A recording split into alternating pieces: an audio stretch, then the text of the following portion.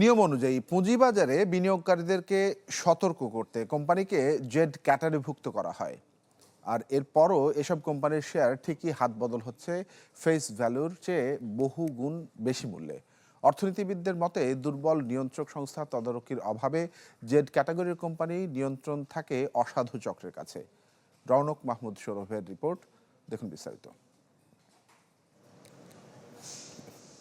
পুঁজিবাজারে ঔষধ ও রসায়ন খাতের তালিকাভুক্ত কোম্পানি লিব্রা ইনফিউশন।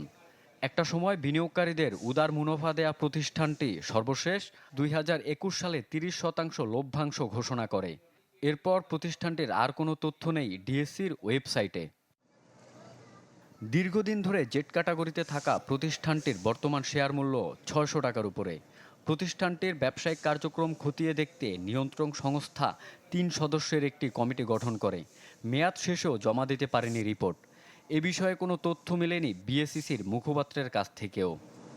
তদন্ত রিপোর্টের তো সময়ও বাড়ে অনেক সময়, এটা জেনে নিতে হবে।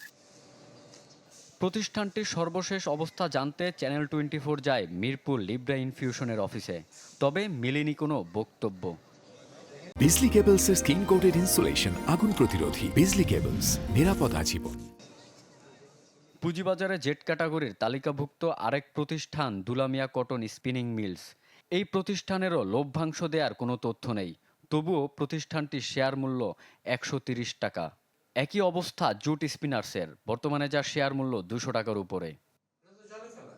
বিশেষজ্ঞের মতে জেড ক্যাটাগরির প্রতিষ্ঠানে বেশিরভাগই অল্প পুঁজি নিয়ে বিনিয়োগ করে, যা সুযোগ নেয় অসাধু চক্র। যেহেতু মূলধন ঘাটতি এবং যেহেতু ট্রেডার, যেহেতু তাদের লং টার্মে ইনভেস্ট করার ইচ্ছা বা ক্ষমতা কোনোটাই নাই, সুতরাং শর্ট টার্মে ওই ফ্লুইড মার্কেটে যেগুলো দাম টাম কম একটু ওঠানামা করে, এই অপরচুনিটি তারা খোঁজে। জেড ক্যাটাগরি তো থাকায় বিদেশে তো নাই, এটা তাদের ইনকাম নেই, কিচ্ছু নেই, বন্ধ কারখানা, তো এলিজিবল হবে কেন? এখানে লিস্টেড থাকার যোগ্য কোম্পানির সংখ্যা অনেক কম। দুর্বল প্রতিষ্ঠানকে তালিকাচ্যুত করার পরামর্শ দেন বিশ্লেষকরা। রৌনক মাহমুদ সৌরভ, চ্যানেল 24, ঢাকা।